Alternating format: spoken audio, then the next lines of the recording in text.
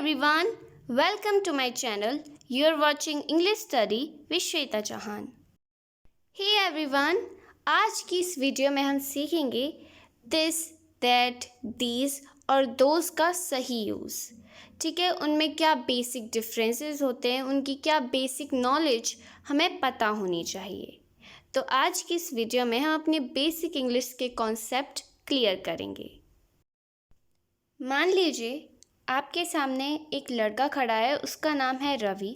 तो आप उसका बेसिक इंट्रोडक्शन कैसे देंगे? ये रवि है या फिर यह रवि है? बात एक ही है, यह रवि है. इसको हम इंग्लिश में कहेंगे दिस इज़ रवि. यह के लिए हम यहाँ पर दिस का यूज़ करेंगे, दिस इज़ रवि. अगर हमें कहना है किसी ऑब्जेक्ट के बारे में, जैसे यह एक पुस्तक है, यह एक कुर्सी है, तो इसे हम इंग्लिश में कहेंगे this is a chair. This is a chair मतलब कुर्सी पास में ही है, तो वहाँ पर हम दिस का यूज़ करेंगे जब कोई पर्सन या फिर कोई ऑब्जेक्ट हमारे पास में होता है. This is Ravi, this is a chair, यानी जिसके लिए हम दिस का यूज़ करते हैं उसका अर्थ होता है कि वो सिंगुलर है और वो पास में ही है. अगर रवि पास में ना होकर कहीं दूर खड़ा है तो हम उस वक्त कहेंगे वो रवि है या फिर वह रवि है. तब इसकी इंग्लिश होगी दैट इज़ रवि. उस वक्त हम दिस का यूज़ नहीं करेंगे. दैट इज़ रवि, वो रवि है. ऐसे ही अगर हमें कहना है वो एक कुर्सी है, तो यहाँ पर हम दिस की जगह दैट का यूज़ करेंगे. That is a chair. तो दैट का हमें यूज़ करना है जब पर्सन या कोई ऑब्जेक्ट सिंगुलर हो, एक वचन हो, लेकिन पास में ना हो, हमारे कुछ दूरी पर हो, तब हम दैट का यूज़ करेंगे. दैट इज़ अ चेयर या फिर दैट इज़ रवि. अगर हमें कहना है ये रवि और गीता है, तो इस वक्त हम दिस की जगह दीज का यूज़ करेंगे. These are Ravi and Geeta. These are Ravi and Geeta. ये रवि और गीता हैं.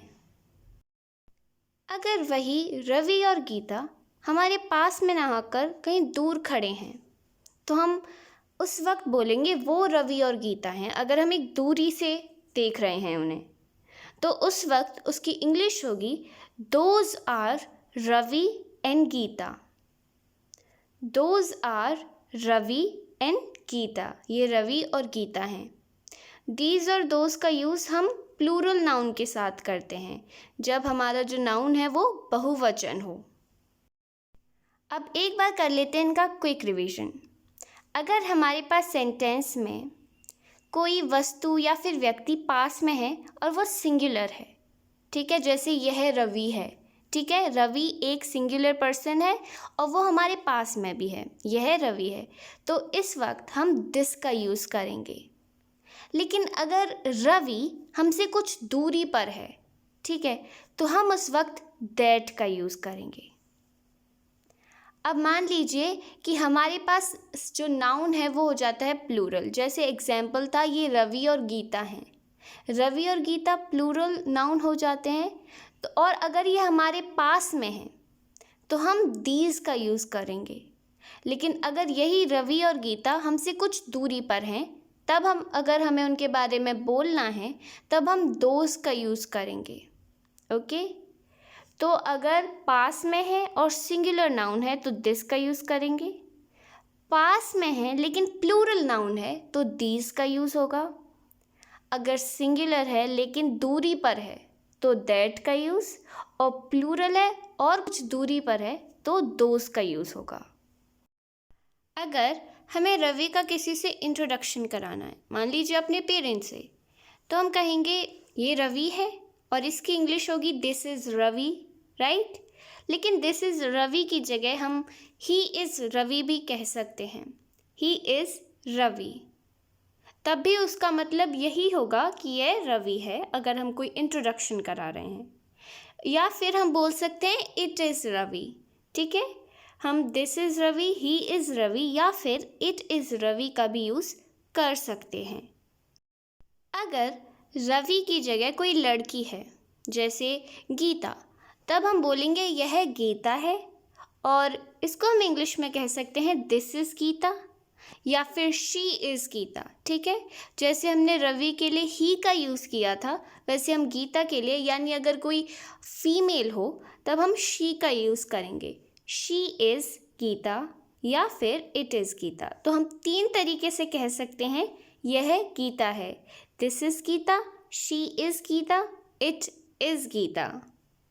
अगर हमें किसी नॉन लिविंग थिंग की बात करनी है, जैसे यह कुर्सी है, तो यह कुर्सी है, इसको हम दिस इज़ चेयर कह सकते हैं या फिर it is chair. Okay, this is chair या फिर इट इज़ चेयर। ही का या फिर शी का यूज़ हम नॉन लिविंग थिंग्स के साथ नहीं करते हैं। Okay, it is chair, it का मतलब भी होता है यह है, ठीक है, दिस इज़ चेयर या फिर इट इज़ चेयर। अब यहाँ पर थोड़ी कन्फ्यूजन हो जाती है कि दिस का यूज़ कहाँ करना है, इट का यूज़ कहाँ करना है और ही शी का यूज़ कहाँ करना है। अगर हमारा सब्जेक्ट लिविंग है या फिर नॉन लिविंग है, ठीक है, तो हम दिस या फिर इट दोनों का यूज़ कर सकते हैं। जैसे यह रवि है, this is Ravi, it is Ravi. या फिर हमें बोलना है यह कुर्सी है, तो हम बोलते हैं दिस इज़ चेयर या फिर इट इज़ चेयर। तो दिस और इट का यूज़ हम लिविंग और नॉन लिविंग बीइंग के साथ, दोनों के साथ कर सकते हैं। लेकिन ही और शी का यूज़ सिर्फ लिविंग बीइंग के साथ होता है। मान लीजिए हमारे पास जो सब्जेक्ट है वो एक लड़का है, रवि, तो हम बोलेंगे ही इज़ रवि। लेकिन अगर हमारे पास सब्जेक्ट है लड़की, तो हम उस वक्त शी का यूज़ करेंगे। ठीक है, तो ही और शी का यूज़ हम लिविंग बीइंग के साथ यूज़ करेंगे, नॉन लिविंग बीइंग के साथ नहीं करेंगे। हम ही इज़ चेयर या फिर शी इज़ चेयर नहीं बोलेंगे। अगर हमें कहना है वह पंकज है, तो दैट इज़ पंकज तो हम कह ही सकते हैं, और हम साथ में ही इज़ पंकज भी कह सकते हैं। ठीक है, तो ही का यूज़ हम दोनों वक्त करेंगे, जब हमें दिस का यूज़ करना हो या दैट का, लिविंग बीइंग के साथ।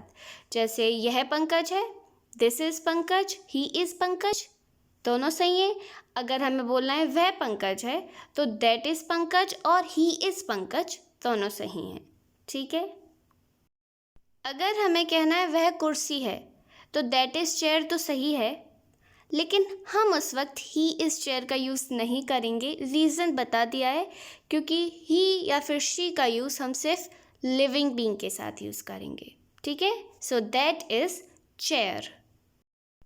अगर सेंटेंस में जो सब्जेक्ट है वो प्लूरल हो, जैसे ये रवि और गीता हैं, तो उस वक्त हम इसे 2 तरीके से बोल सकते हैं, these are Ravi and Geeta या फिर they are Ravi and Geeta. Okay, दोनों ही सेंटेंसेस करेक्ट हैं। वो रवि और गीता हैं, तो इनकी सिंपल सी इंग्लिश होगी those are Ravi and Geeta. लेकिन हम दोज की जगह दे का भी यूज़ कर सकते हैं। हम कह सकते हैं they are Ravi and Gita. They का मतलब होता है वे या फिर वो। ठीक है, they are Ravi and Geeta या फिर those are Ravi and Geeta, दोनों ही सेंटेंस सही हैं। Well, this is the end of the video. If you liked, then hit the like button and subscribe my channel for more informative and interesting video like this.